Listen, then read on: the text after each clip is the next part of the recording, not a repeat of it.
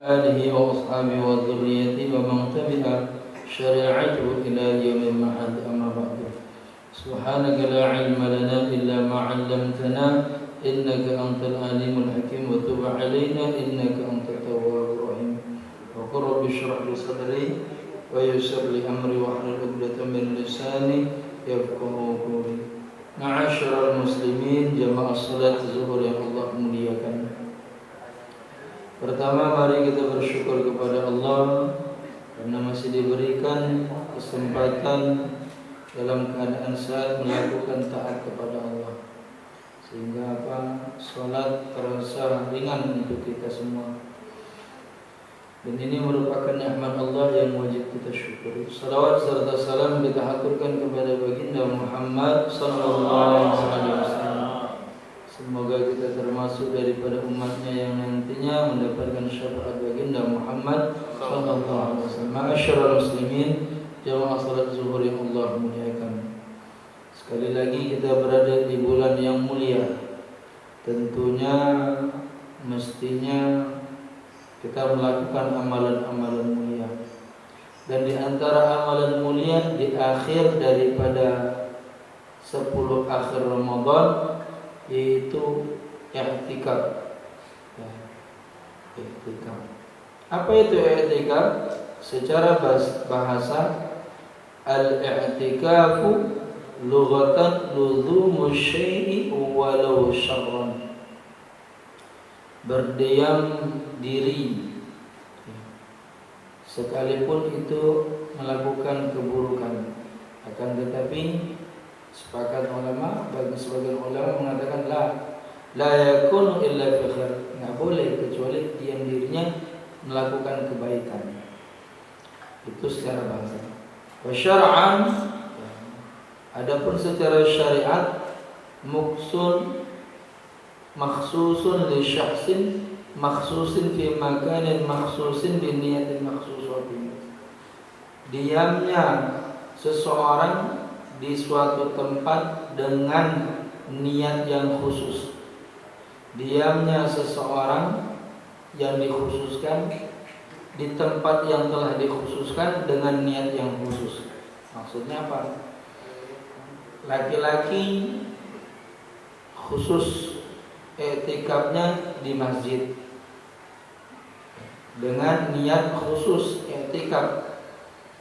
Perempuan i'tikafnya fi buyutihin, di rumah-rumah mereka, di tempat yang telah dikhususkan untuk beribadah, atau musholah keluarga, itu bahasanya. Itu secara bahasa dan secara syariat. Kemudian apa daripada keutamaan i'tikaf itu sendiri? Dikatakan man i'takafa asyran fi Ramadan, barang siapa yang i'tikaf di 10 akhir daripada Ramadan, kana kahajataini wa umrataini, ada baginya pahala seperti orang yang 2 kali haji sama 2 kali umroh. Selesai i'tikaf 10 hari, udah haji, bahkan udah 2 kali haji. Udah 2 kali haji. Udah 2 kali umroh bahkan tambahannya. Apa itu amalannya? I'tikaf 10 akhir dari bulan Ramadan. Dan itu mabrur. Kalau 1 kali haji mabrur saja bisa menjamin kita masuk surganya Allah, bagaimana dengan kita mendapatkan 2 kali haji, 2 kali umroh? Tentu besar pahalanya. Bahkan dalam satu riwayat, man i'takafa yauman, barang siapa yang i'tikaf 1 hari saja di jalan Allah semata-mata karena Allah, semata-mata ingin mendapatkan ridha Allah, pahala dari Allah, maka Allah Ta'ala ja'alallahu baina wa baina, Allah menjadikan antara dia dan neraka itu salasa khanarik, 3 parit. Dan jarak dari satu parit ke parit itu 1000 tahun perjalanan. Jadi jauh. Jadi dipastikan orang yang i'tikaf di jalan Allah semata-mata karena Allah itu jauh daripada nerakanya Allah. Kenapa? Karena jarak dia dijauhkan sama Allah. Jarak dia dengan neraka dijauhkan sebanyak 3 parit. Sementara 1 parit ketemu parit lagi itu jaraknya 1000 tahun. Kalau 3 parit berarti 3000 tahun. Itu 1 hari. Bagaimana kalau dia i'tikaf 2 hari? 6.000.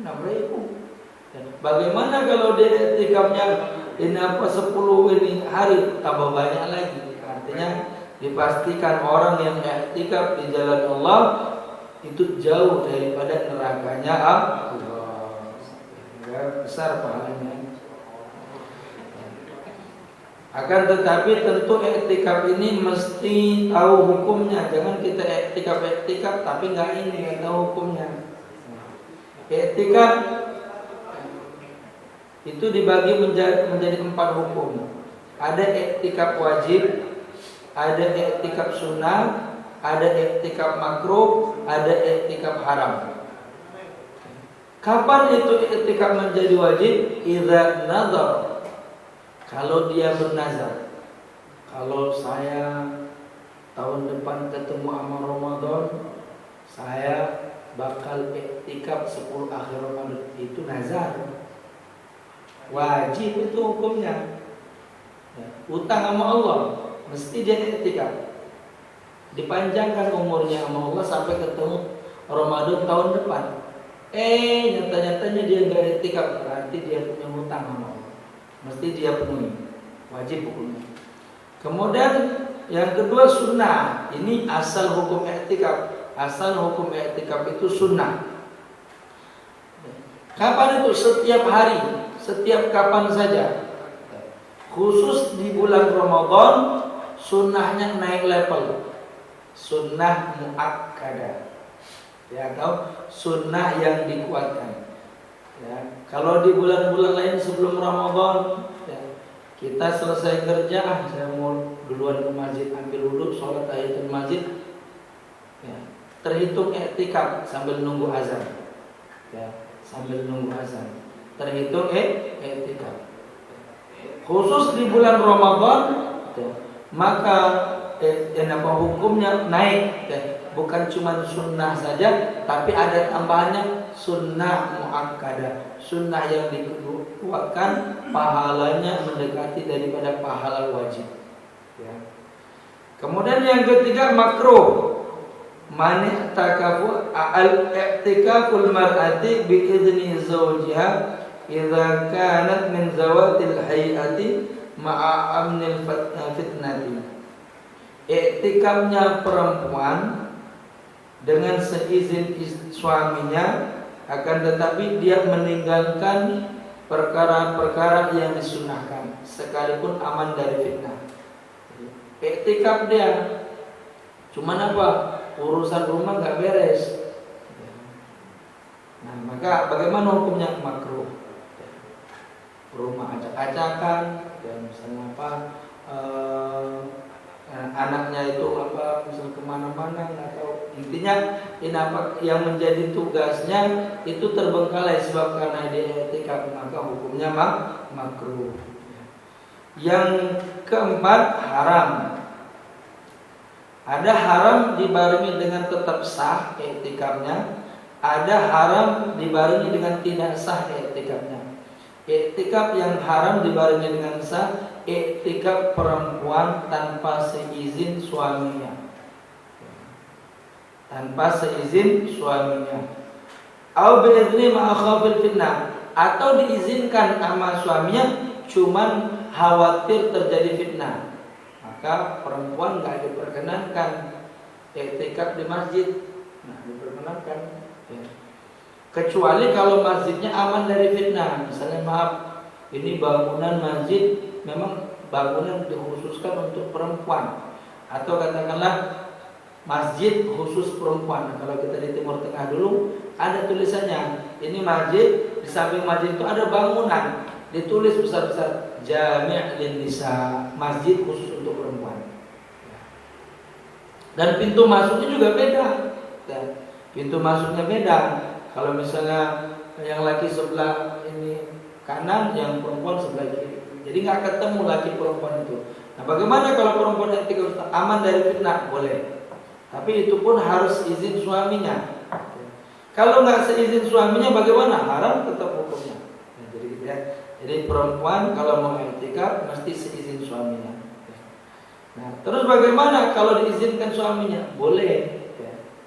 Tapi etikafnya bukan di masjid, etikafnya di rumah atau di rumah yang telah dikhususkan untuk ibadah. Misal di rumah itu kan ada ruangan-ruangan ya, ada kamar utama, ada kamar tamu, ada ruang tamu dan lain sebagainya. Ada satu tempat atau satu kamar yang dikosongkan itu dipakai untuk sholat keluarga. Nah, terus bagaimana? Perempuan etikafnya di situ. Pahalanya sama seperti laki-laki yang etikaf di masjid.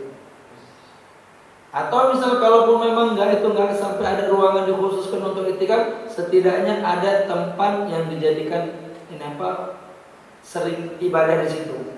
Jangan etikaf depan TV. Sampai nonton film lagi sinetron. Ya. Nggak diperkenankan. Jadi etikaf gelar sejadah menghadap kiblat sama seperti halnya etikaf di masjid.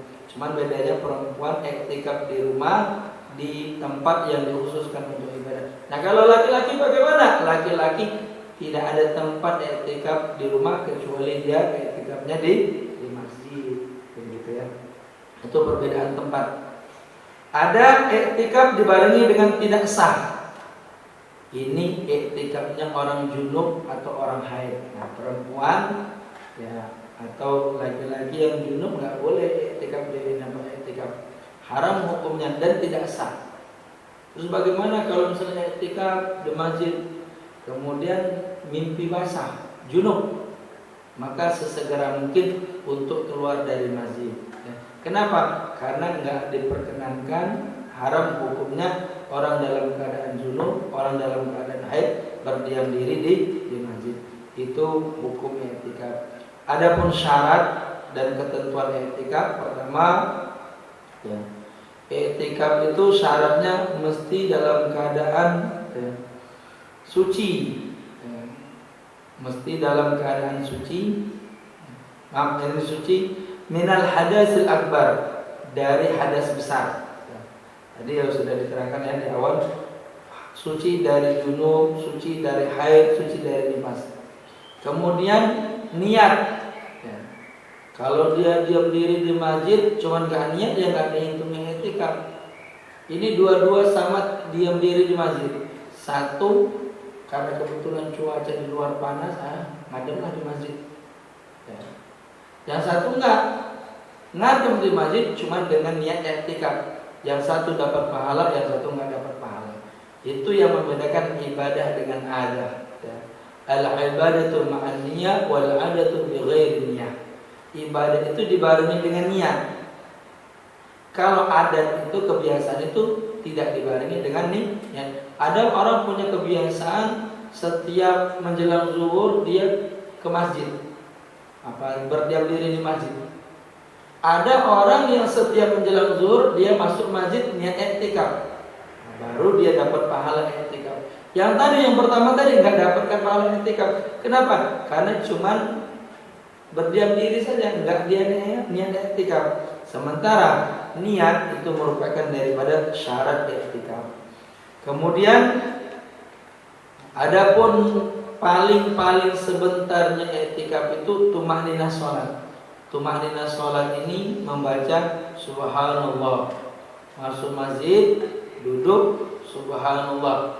Itu paling sebentarnya etikaf. Kemudian dipanjangkan lagi membaca kalimat subhanallah 3 kali. Subhanallah, subhanallah, subhanallah. Utamanya lagi bagaimana? Utamanya masuk masjid dalam keadaan suci, ya. Salat ini sunnah tahiyatul masjid. Kemudian duduk baca tasbih 3 kali. Kemudian dilanjutkan dengan amalan-amalan yang lain.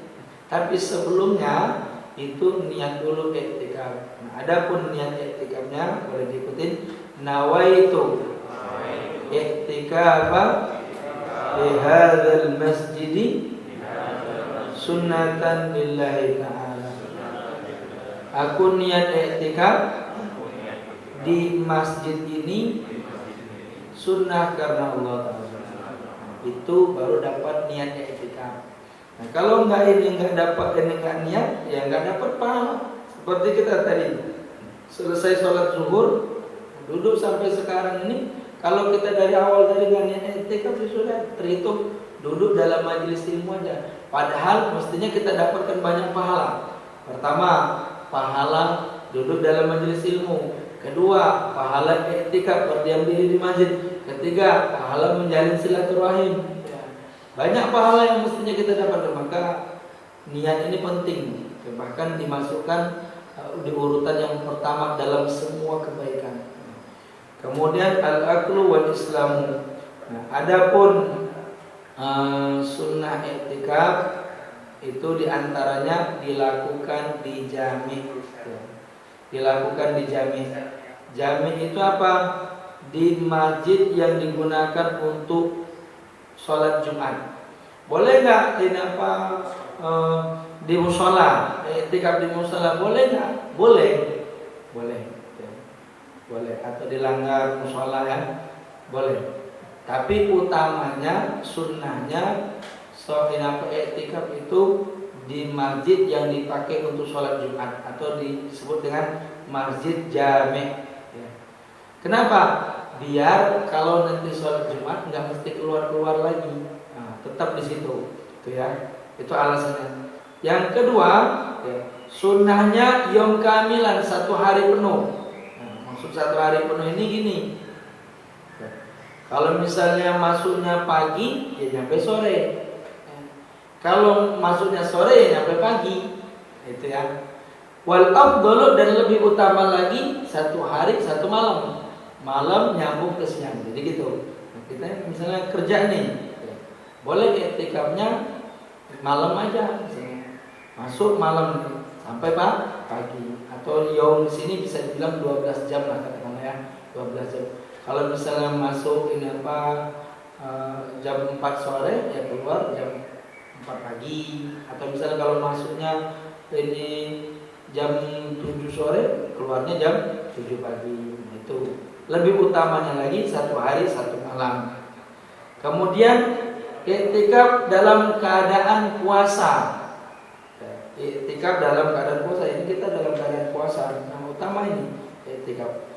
Kemudian yang berikutnya sunnahnya memperbanyak doa, zikir dan ibadah. Ya, doa. Perbanyak doa, perbanyak zikir dan ibadah-ibadah sunnah. Entah itu baca Quran, entah itu duduk dalam majelis ilmu, entah itu ngobrol perkara iman, ya. An yatrukal makruh wal lagwi, hendaknya meninggalkan selama i'tikaf itu perkara-perkara yang dimakruhkan atau bersenda gurau. I'tikaf judulnya cuman ngomongin orang. Nah, ini enggak diperkenankan. I'tikaf judulnya cuman ngobrol sepanjangan. Cuman berdiam diri di masjid tapi amalannya cuma ngobrol. Nah, ngobrol asik, kita apa yang ngobrol. Habis ngobrolin laut, ngobrolin gunung, habis ngobrolin gunung, ngobrolin daratan. Terus selesai tahu udah habis waktu i'tikaf. Nah, ini makruh hukumnya ya. Baiknya tinggalkan perkara yang dimakruhkan dan bersenda gurau. Kemudian yang berikutnya mengharapkan daripada pahala.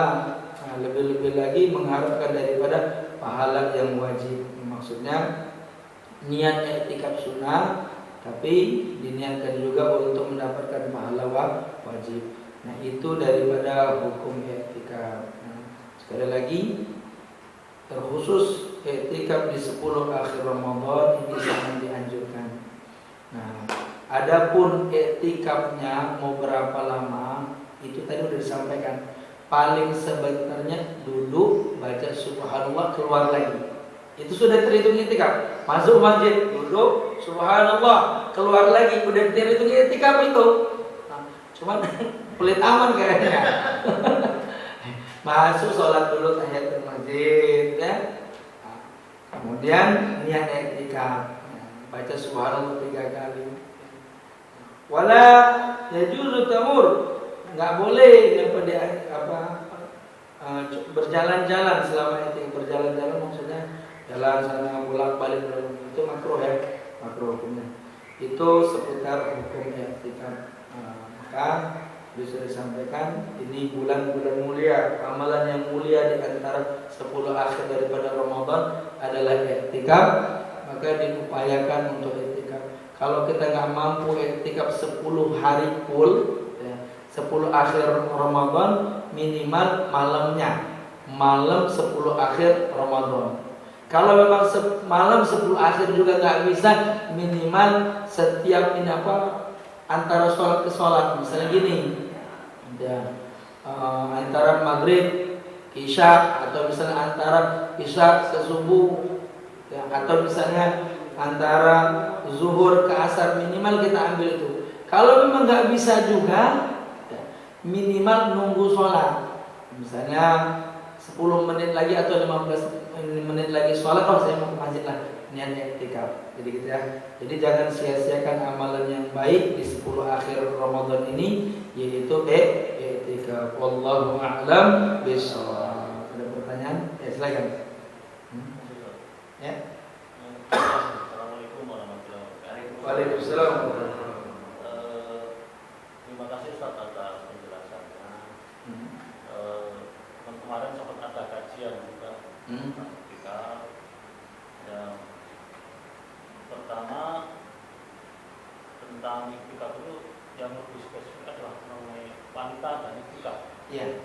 Nah, saya kan wanita dan i'tikaf itu kalau yang pernah saya dengar istri Rasulullah, saya baca gitu, ada hadis bahwa istri Rasulullah itu juga beriktikaf. Benar.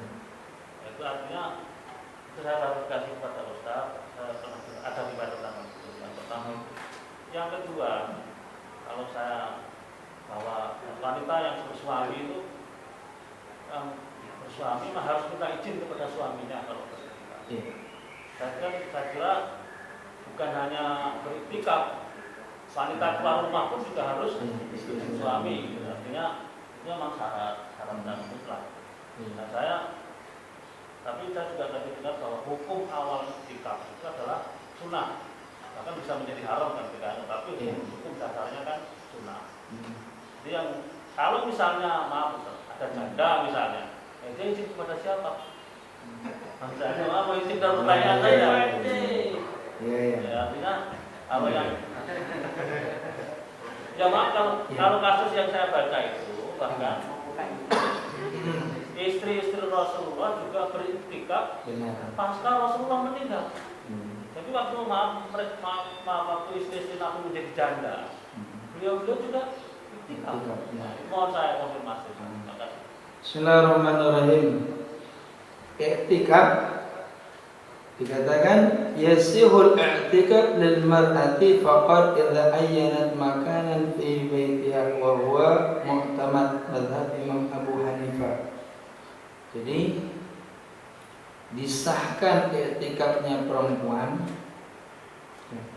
khusus di rumah mereka yang telah dijadikan tempat untuk ibadah. Jadi gitu ya. Tadi sudah diterangkan ya. Jadi rumah itu ada ruangan atau tempat yang sudah dikhususkan untuk ibadah. Misalnya gini, kalau ada orang tamu atau keluarga sholat, ya disitulah tempatnya. Nah, perempuan i'tikafnya di situ. Terus bagaimana? Boleh nggak permasalahannya perempuan ini i'tikaf di masjid? Boleh. Idza amnun minal fitnah, jika aman dari fitnah. Ini masalahnya kan kalau perempuan i'tikaf di masjid nggak aman dari fitnah. Nanti kalau dia buka kerudung kelihatan rambutnya, itu bukannya sunnah, haram malah. Atau misalnya kalau dia wudhu ngangkat ini pahanya, kelihatan pahanya. Nah, jadi kalau memang aman dari fitnah, maksudnya masjid itu aman dari, maksudnya memang masjid dibangun khusus untuk perempuan. Masjid itu dijadikan tempat i'tikaf perempuan boleh kalau seperti itu. Nah, Kalau misalnya masjidnya campur, tempat wudhunya campur sama laki, ya. Kamar mandinya campur sama laki, bahkan ruangannya pun campur sama laki. Ini berarti nggak aman dari fitnah. Hukum i'tikaf sunnah nggak aman dari fitnah laki-laki itu haram. Nah, jadi bukannya dapat plus malah minus. Nah, niatnya pengen dapat sunnah malah justru dapat haram. Sebab kenapa? Karena nggak ini aman dari fitnah. Maka Imam Abu Hanifah mengatakan perempuan i'tikafnya cuma di rumah mereka saja. Boleh nggak di masjid? Nggak boleh. Kata Imam Abu Hanifah ya. Tapi kalau dalam mazhab Syafi'i nggak boleh kalau aman dari fitnah.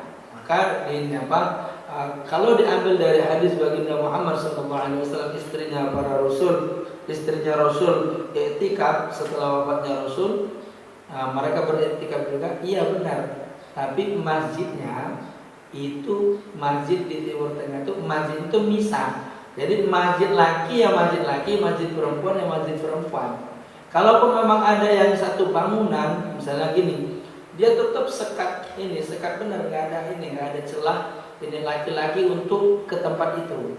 Jadi misalnya ini bangunan ini disekat. Cuman ada bolongan-bolongan aja untuk mendengar suara imam aja. Jadi tempat wudhunya di sana, salinnya di sana. Jadi benar-benar aman dari fitnah. Nah kalau seperti itu tuh boleh. Bahkan tempat masuknya pun harus berbeda. Kalau misalnya tempat masuknya sama, itu berarti nggak aman dari fitnah. Nah, jadi gitu ya. Jadi gitu. Nah adapun permasalahan perempuan yang udah nggak punya laki lagi atau janda, itu kepada siapa izinnya? Nah, jangankan i'tikaf, ya, kawin nikah lagi aja, ini perempuan boleh milih siapa walinya.